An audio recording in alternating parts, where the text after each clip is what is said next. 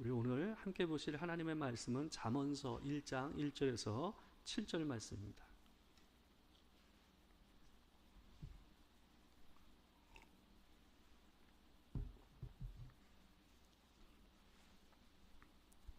잠언 1장 1절에서 7절 말씀 함께 교독하겠습니다. 다윗의 아들 이스라엘 왕 솔로몬의 잠언이라. 이는 지혜와 훈계를 알게 하며 명철의 말씀을 깨닫게 하며 지혜롭게 공의롭게 정의롭게 정직하게 행할 일에 대하여 훈계를 받게 하며 어리석은 자를 슬기롭게 하며 젊은 자에게 지식과 근신함을 주기 위한 것이니 지혜 있는 자는 듣고 학식이 더할 것이요 명철한 자는 지략을 얻을 것이라. 잠언과 비유와 지혜 있는 자의 말과 그 오묘한 말을 깨달으리라. 다 같이 읽겠습니다. 여호와를 경외하는 것이 지식의 근본이거늘 미련한 자는 지혜와 훈계를 멸시하느니라. 아멘.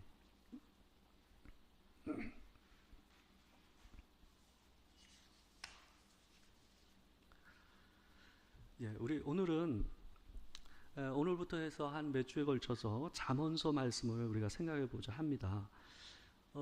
이 잠언이라는 말은 한자로 바늘 잠자의 말씀원이에요. 그러니까 바늘로 찌르는 듯한 날카로운 말씀을 의미하는 거예요. 이 잠언이라는 것은 사람에게 훈계가 되는 아주 따끔한 충고의 짧은 문장으로 있는 말씀을 가르쳐서 잠언이라고 얘기를 하는 거예요. 이 잠언의 특성상 어떤 특징이 있냐면 이 짧은 문장 안에, 이 시적인 짧은 문장 안에 아주 함축적이고 의미심장한 말들을 넣어놨기 때문에 굉장히 좀 까다롭습니다. 은유적이고 시예요, 이게. 그러다 보니까 어려운 경향이 있습니다. 그래서 이 부분 자체가 짧게 이렇게 연결되다 보니까 앞뒤를 연결해서 읽어야 되는지 아니면 이 앞에 것과 뒤에 것과 나눠져야 되는지 이걸 분별하기가 그렇게 쉽지가 않아요. 그래서 다소 잠언서를 읽게 되면 이 산만한 경향이 있습니다. 그래서 이 내용을 파악하기가 쉽지 않은 부분이 있어요. 그래서 잠언 하나하나의 문구를 갖다가 가지고 어떤 것을 절대화해서 얘기하는 것은 굉장히 좀 위험한 면이 있어요. 이 잠언의 대표적인 이 양식이 어떤 거냐면 속담이에요. 속담. 이 속담이 잠언 같은 거거든요. 예를 들어서 말한다면 속담 중에서 좀 상이하게 부딪히는 속담이 있어요. 첫째는 돌다리도 두드려보고 건너라. 신중하게 어떤 일을 항상 더 생각하고 하라. 얘기 아닙니까? 근데 또 이런 속담도 있어요. 망설이는 자는 기회를 놓친다. 이게 아마 외국의 속담인가 봐요. 이 두 가지 어때요? 어느 게 옳습니까? 둘 다 필요한 거 아닙니까? 어떤 상황이냐에 따라서 이 속담이 우리에게 주는 인생의 교훈이 다르죠. 그죠? 그렇기 때문에 이거는 이게 맞다, 이게 틀리다 이런 문제가 아니에요. 그러니까 이 둘 다가 어때요? 그 상황에 따라서 우리에게 주는 교훈이 다르다라는 거예요. 이게 바로 잠언이라는 문학의 장르의 특징이에요. 그래서 우리가 복음서 같은 데서 나는 길이요 진리요 생명이니 나로 말미암지 않고는 이러면서 나오는 예수님의 말씀처럼 절대적으로 그것을 딱 적용할 수 있는 이런 의미의 말씀이 아니다라는 거예요. 그래서 종합적으로 이 부분도 보고 저 부분도 봐야 균형 있게 말씀을 볼 수 있는 특징을 가지고 있는 게 잠언의 말씀이다라는 것을 말씀드리고자 합니다. 잠언 26장 4절에서 5절 말씀을 보게 되면 그 특징을 우리가 볼 수 있는 본문이 나옵니다. 제가 한번 읽어드리겠습니다. 미련한 자의 어리석은 것을 따라 대답하지 말라. 두렵건대 너도 그와 같을까 하노라. 미련한 자에게는 그의 어리석음을 따라 대답하라. 두렵건대 그가 스스로 지혜롭게 여길까 하노라. 어때요? 그렇게 대답을 하라는 겁니까? 하지 말라는 겁니까? 그러니까 상황적으로 주는 교훈이 다르죠. 비슷한 듯 하지만 잠언서 안에는 이런 부분들이 독특하게 산재되어 있어요. 그래서 이런 것들을 잘 유심히 보지 않으면 이 의미를 잘못 생각할 수도 있다라는 것을 말씀드린 거예요. 그래서 잠언의 말씀은 여기저기에 펼쳐져 있는 퍼즐 조각처럼 되어 있는 것 같아요.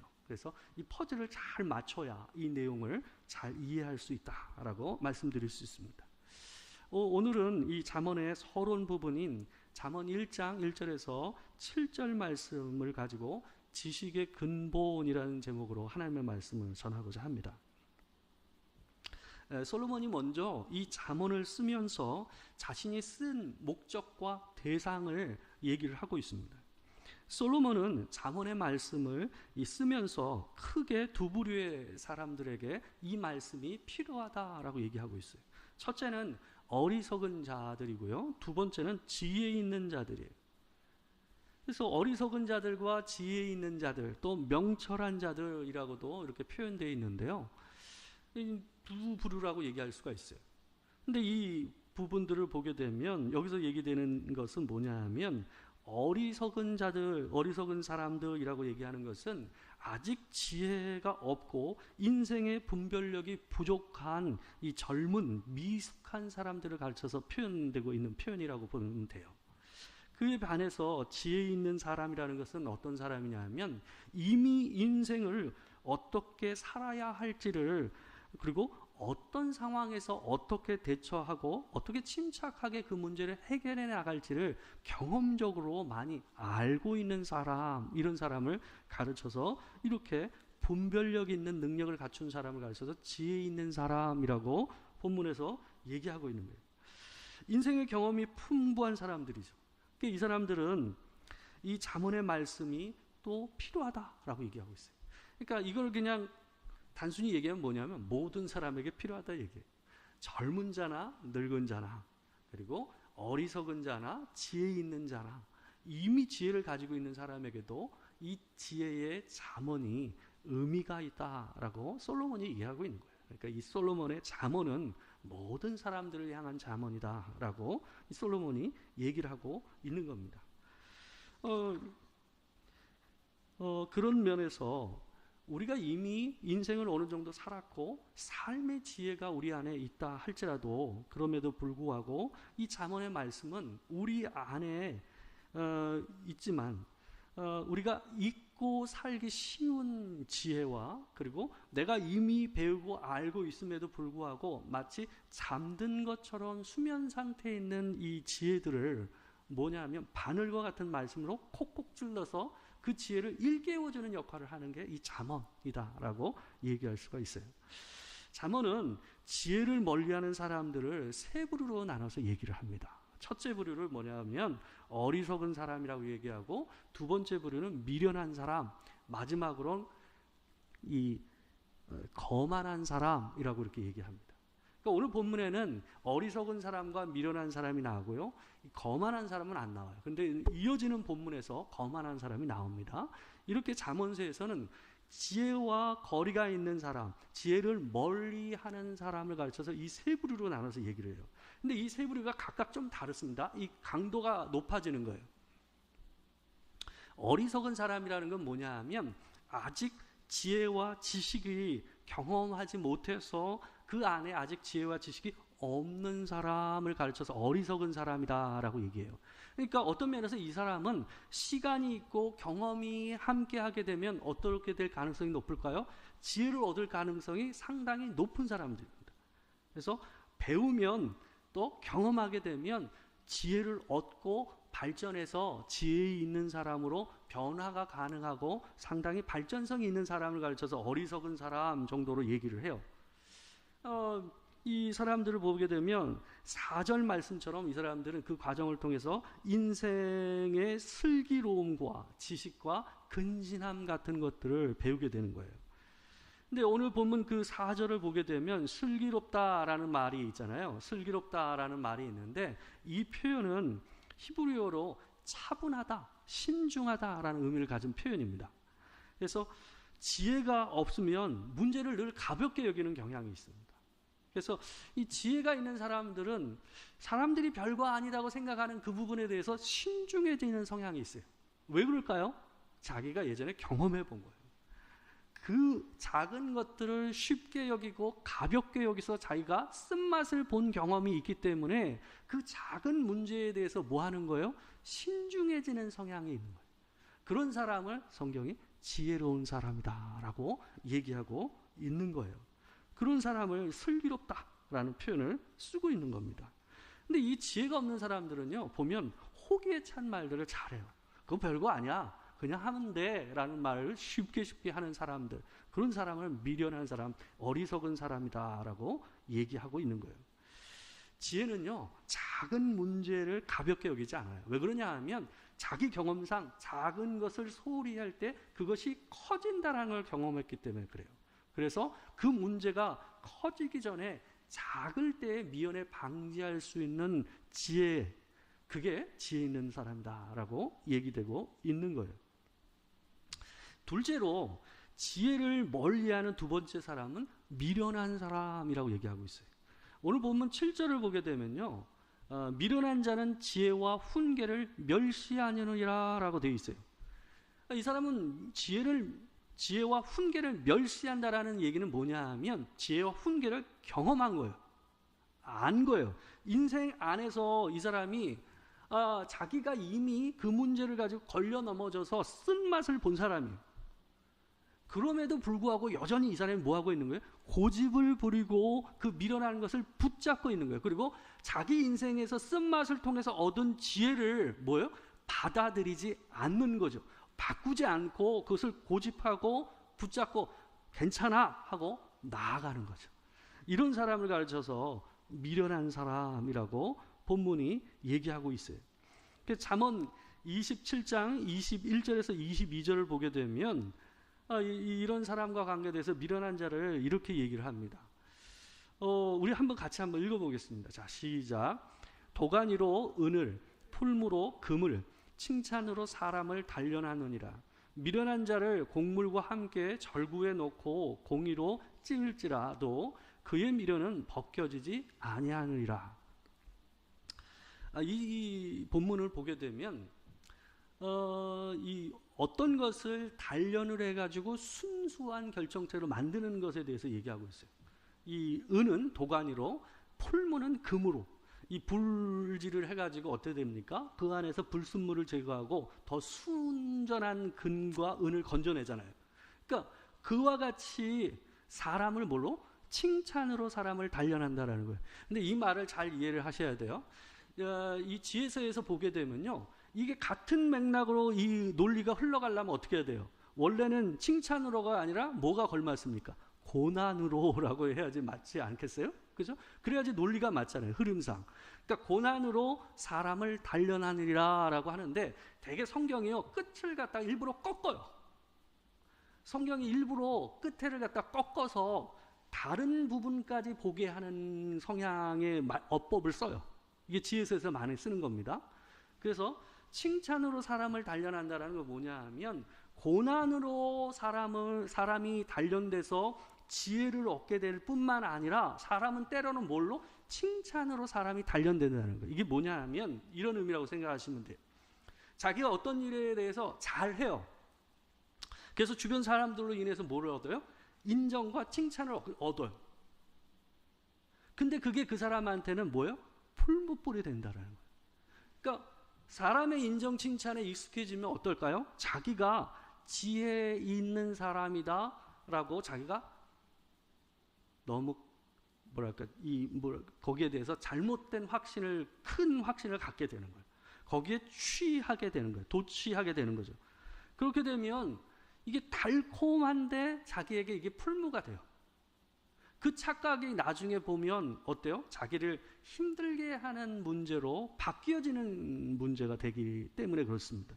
그래서 칭찬이 사람을 단련한다라고 얘기를 하고 있는 거예요.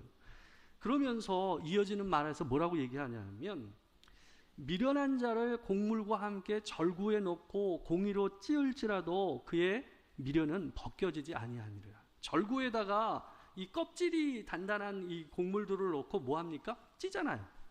쪄가지고 껍질을 벗겨내지 않습니까?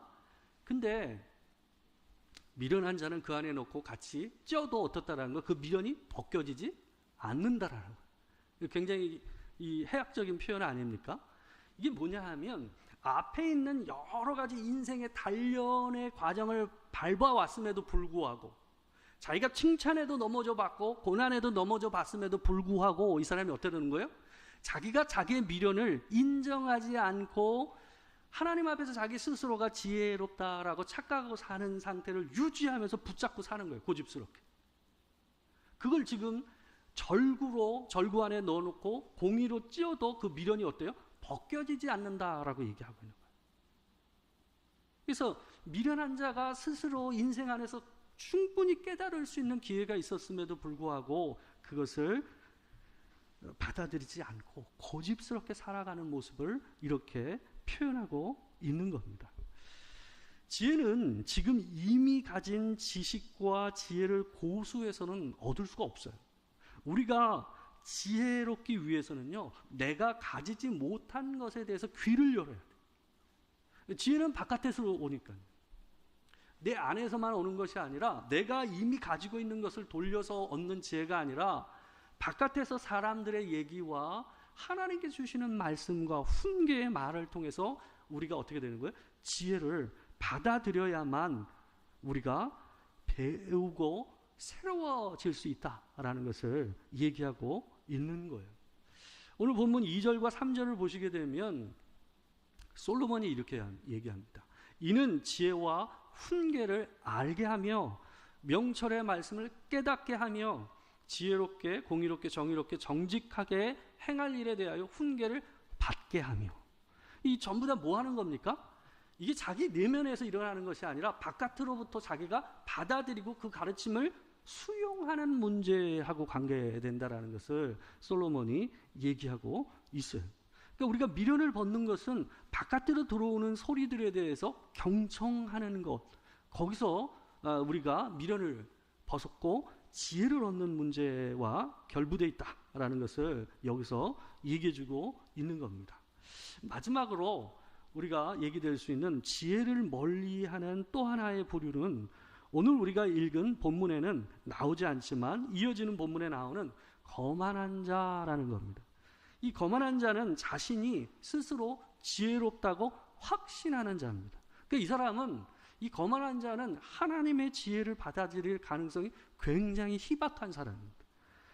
그러니까 어리석음과 미련함은 이 미련함을 고수하고 지혜를 거부하는 단계라고 한다면 한층 더 거만하면 어떻게 되는 겁니까? 자기가 지혜롭다라고 생각하는 단계까지 가는 것을 얘기하는 거예요. 잠언에서 지혜자는 훈계를 듣는 사람으로 표현되고 있어요. 그래서 그에 반해서 거만한 사람은 어떻게 해요? 훈계를 듣지 않는 사람으로 표현하는 겁니다. 잠언 15장 12절 말씀을 보게 되면 거만한 사람을 이렇게 표현합니다. 거만한 자는 견책받기를 좋아하지 아니하며 지혜 있는 자에게로 가지도 아니하느니라. 지혜가 있는 것은 얼씬도 하지 않는 거예요. 그리고 받아들이려 하지도 않는 상태, 이걸 거만한 자라고 얘기하고 있어요.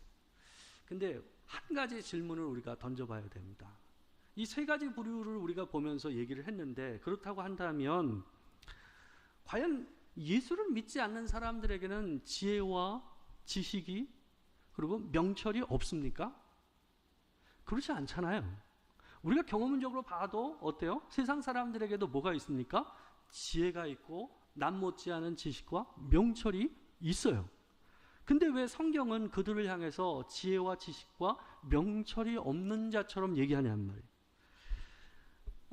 가끔 제가 이제 TV나 이런 데서 보게 되면 무슨 스님이나 이런 분들이 나오셔가지고 이 설법이라고 그러죠. 그걸 갖다 얘기하시는 장면들을 제가 볼 때가 있어요. 그래서 제가 가끔 볼 때가 있거든요. 근데 그분들 얘기하는 얘기 안에 뭐가 있냐면 지혜가 있어요. 그리고 그분들 얘기를 들어보면 어쩔 때는요, 이 불경에 있는 말 가운데는 성경에 있는 말과 굉장히 유사한 말들이 있다라는 걸 제가 많이 느낍니다. 그렇지 않습니까? 공통점이 있어요. 그게 왜 그런가? 그거는 모든 사람들이 하나님의 형상을 본따서 만들어졌기 때문에 그렇습니다. 우리가 믿든 안 믿든 모든 사람들은 하나님께서 주신 하나님의 형상됨을 따라서 우리가 하나님의 단물꼴이 되어서 지혜를 추구하고 지혜를 만들고 배워나가는 능력이 모든 사람에게 있습니다. 그렇기 때문에 예수를 믿지 않는다 할지라도 그들 안에는 뭐가 있습니까? 지혜가 있고 지식이 있고 명철이 있어요. 근데요, 우리가 생각해 봐야 될 게 있습니다. 왜 잠언에선 근데 그들이 마치 지식이 없고 지혜가 없고 명철이 없는 자라고 표현되고 있는가? 성경에서 제일 먼저 지혜라는 말이 쓰이는 데가 어디인 줄 아세요? 창세기 3장 1절입니다. 근데 그 창세기 3장 1절에 누구를 향해서 쓰고 있냐 하면 바로 여자를 꼬시기 위해서 범죄하도록 꼬시기 위해서 오는 뱀을 통해서 나타난 사단에게 그 말을 씁니다. 여기 보게 되면 3장 1절에 보게 되면 그런데 뱀은 여호와 하나님이 지으신 들짐승 중에 가장 강교하니라 라고 되어 있어요. 근데 여러분 이 말을 보게 되면 이게 사단에게 이 단어가 쓰여서 간교하다라는 이 거북스러운 부정적인 언어로 번역을 했지, 본래 이 단어는 오늘 본문 4절에 나오는 슬기롭다라는 이 표현과 같은 단어예요. 같은 말이에요. 그러니까 원래는 이 단어가 가장 지혜롭더라라는 말로 번역할 수 있는 단어라는 말이에요. 그러니까 사단을 향해서 성경에서 뭐라고 그래요? 지혜롭다라고 얘기해요. 신중하게 그 일을 풀어나갈 수 있는 능력이 있다라고 얘기를 하고 있어요. 이처럼 성경에서도 어때요? 사단과 더불어서 타락한 천사들 뿐만 아니라 하나님을 믿지 않는 사람들에게 뭐가 있다고 얘기해요? 지혜가 있다고 얘기를 합니다. 근데 그럼에도 불구하고 오늘 본문에서 그들이 있는 지혜가 없는 것처럼 얘기되는 건 뭐냐 하면 그들에게 있는 이 지혜와 지식과 명철의 방향을 결정하는 게 그들에게는 없기 때문에 그렇습니다. 그게 뭔 말이냐 하면 같은 칼이라고 할지라도 그 칼이 누구에게 주어지느냐에 따라서 그것이 의미 있는 요리사, 이 셰프에게 그 칼이 주어지면 뭐가 됩니까? 좋은 요리의 도구가 되잖아요. 근데 악한 자에게 그 칼이 주어지게 되면 그것이 뭐가 됩니까? 살인자의 흉기가 됩니다. 그거하고 똑같아요. 그 사람에게 있는 지혜와 지식과 명철이 우리가 가지고 있는 지혜와 지식과 명철과 다른 것이 아니에요. 그렇지만 그들 안에 뭐가 없기 때문에 여호와 하나님을 경외하는 마음이 없기 때문에 그 지식과 지혜와 명철의 방향키가 되어주는 하나님을 경외하는 마음이 없기 때문에 그것이 엉뚱한 길로 간다, 엉뚱하게 쓰여진다라는 거예요. 본래 하나님께서 주신 지혜는 하나님과 관계를 맺어야만, 그분과 연결되어야만 그 지식과 명철과 지혜가 의미 있게 쓰여요. 근데 하나님과 관계가 없는 상태에서 그 지식과 지혜와 명철이 있게 되면 도리어 그것이 우리를 멸망으로 이끌어가는 도구가 되기도 합니다. 내가 하나님 앞에서 악을 행하고 그것을 정당화하는 데 지식과 지혜와 명철을 쓴단 말이에요. 사람들이 얼마나 많은 사람들이 똑똑합니까? 굉장히 똑똑한 그 지식과 지혜를 가지고 뭘 합니까? 악한 사업을 만들어내잖아요. 우리가 보이스피싱이나 그 다음에 사업을 하면서 교묘하게 돈을 써가는 사람들의 모습을 갖다 우리가 보게 되면 어때요? 기가 막힙니다. 어떻게 저런 방식으로 이 일을 해냈을까 하는 생각이 들 정도로 기가 막히게 그 사람들이 머리를 써서 그 일을 하는 걸 우리가 보잖아요. 그와 같은 거예요. 우리처럼 그들 안에도 기가 막힌 지혜와 지식과 하나님께 주신 명철이 있어요. 근데 그것이 뭐를 위해서 쓰여져요? 자기 악한 동기와 자기의 욕구를 채우기 위한 도구로 그것이 쓰여진다라는 거예요. 그래서 오늘 본문 7절을 보게 되면 여호와를 경외하는 것이 지식의 근본이다라고 얘기하는 이유가 여기에 있는 거예요. 여호와를 경외하는 것이 지식의 근본이라고 얘기하는데 여기에 쓰인 근본이라는 말은 뭐냐면 시작, 근원, 기초를 의미하는 말이에요. 그러니까 우리 그 창세기 1장 1절에 보게 되면 태초에라는 말이 있죠. 그 말이 이 단어하고 똑같은 말입니다. 시작에라는 말. 그러니까 지식과 지혜와 명철의 기초, 그리고 그것의 근원이 어디라는 거예요? 여호와를 경외하는 마음에서 출발한다. 그게 없으면 출발도 할 수 없다라는 말을 이렇게 표현하고 있는 거예요. 하나님을 존중하고 그분을 두려워하는 마음, 그리고 그분의 말씀을 따라 살려고 하는 마음, 그분을 인정하는 마음이 없으면 내게 있는 지식과 지혜와 명철이 엉뚱한 곳에 향하게 돼 있습니다.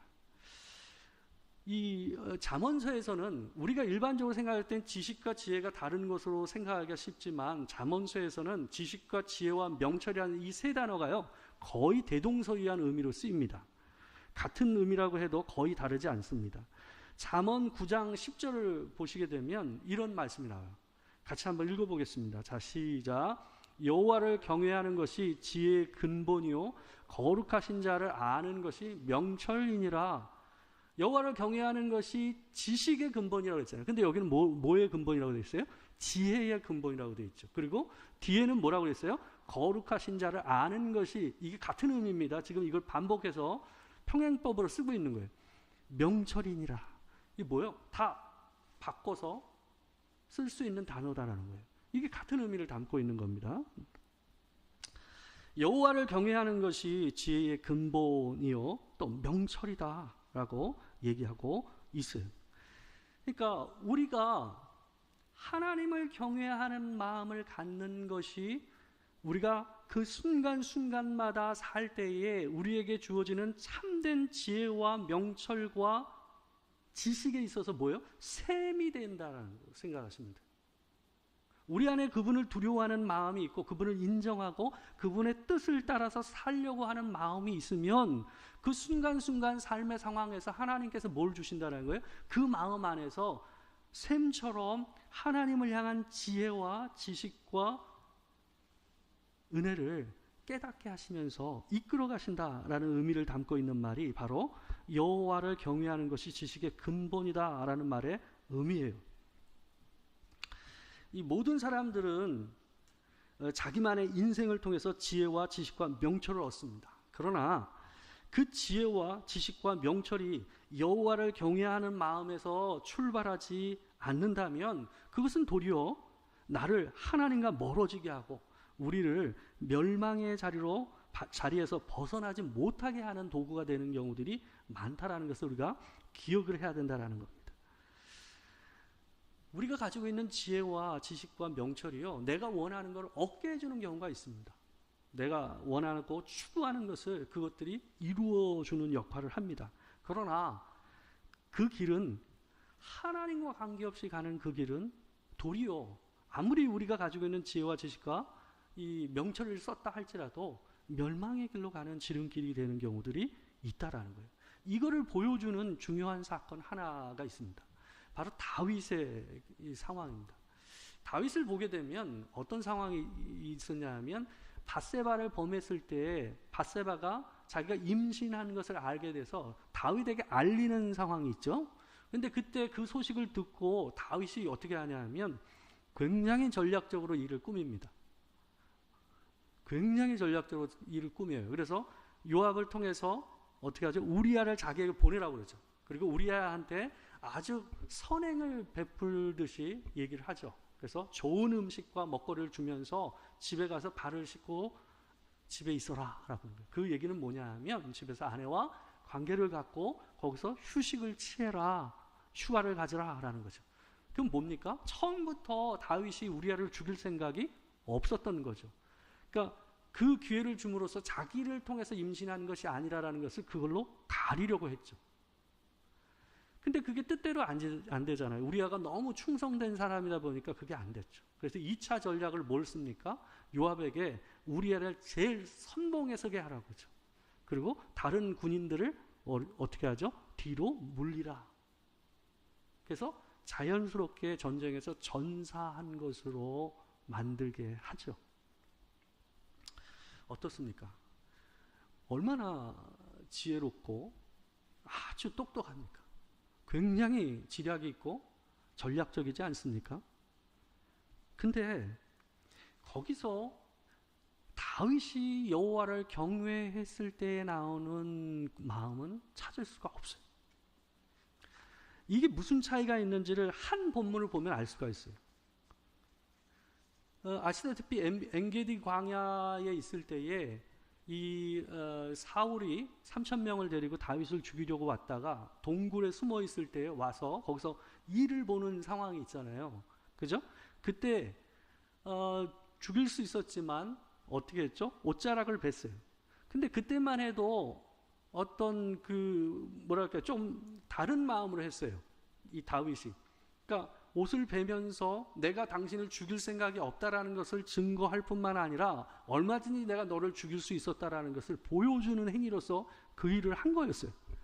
근데 다윗이 그 일을 했을 때에 자기도 예상하지 못했던 감정과 깨달음이 오는 것을 갖다 느끼는 장면이 있어요. 사무엘상 24장 5절에서 7절 말씀입니다. 우리 요 부분 같이 한번 읽어볼게요. 한번 읽어보십시오. 자, 시작. 그리한 후에 사울의 옷자락 뱀으로 말미암아 다윗의 마음이 찔려 자기 사람들에게 이르되 내가 손을 들어 여호와의 기름 부음을 받은 내 주를 치는 것은 여호와께서 금하시는 것이니 그는 여호와의 기름 부음을 받은 자가 됨이니라 하고 다윗이 이 말로 자기 사람들을 금하여 사울을 해하지 못하게 하니라. 사울이 일어나 굴에서 나가 자기 길을 가니라. 이 순서를 잘 보셔야 됩니다.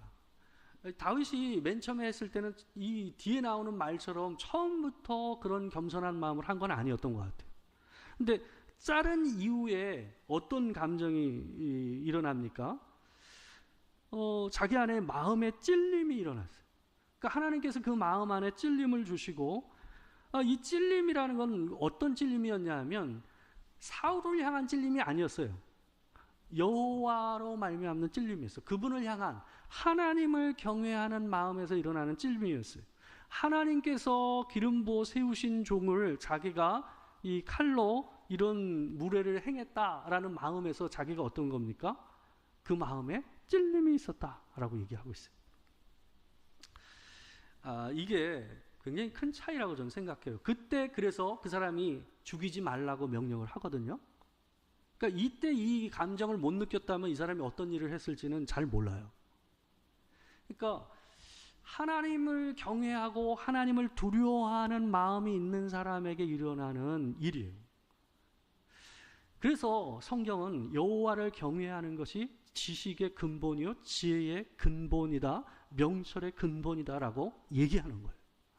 우리가 하나님을 향한 두려운 마음이 있으면 일상 안에서 하나님 앞에서 어떤 일을 할 때에 그 순간순간에 어때요? 내가 이 일을 해야 되겠다 말아야 되겠다, 그리고 이 일에 있어서 이 일은 내가 나갈 길이 아니구나, 이건 내가 어려워도 해야 되겠구나 하는 부분에 대해서 하나님께서 주시는 감정과 확신과 깨달음이 있다라는 거예요. 그리고 이 일은 아니다라는 것을 느끼게 해주시는 일이 있다라는 것을 얘기하는 거예요. 잠언은 그래서 지혜와 지식과 명철이라는 것은 모든 사람에게 있을 수 있는 거예요. 그렇지만 참으로 하나님을 경외하는 사람이 아니면 내게 있는 지혜와 지식과 명철이 어때요? 하나님의 손을 따라서 그것이 쓰여지지 않는 일이 일어난다라는 겁니다. 그래서 우리가 하나님을 두려워하고 그분을 의지하고 사는 마음이 우리 안에 있는 것 그 자체가 이 어두운 세상 가운데서 마땅히 우리가 해야 될 일과 하지 말아야 될 일에 대해서 하나님께서 주시는 지혜와 명철과 지식의 샘처럼 역할을 한다라는 것을 기억하면서 사시는 여러분과 제가 되길 주의 이름으로 축원합니다.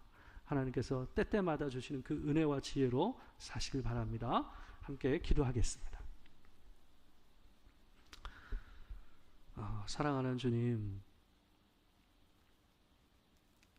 여호와를 경외하는 것이 지식의 근본이라고 말씀하십니다.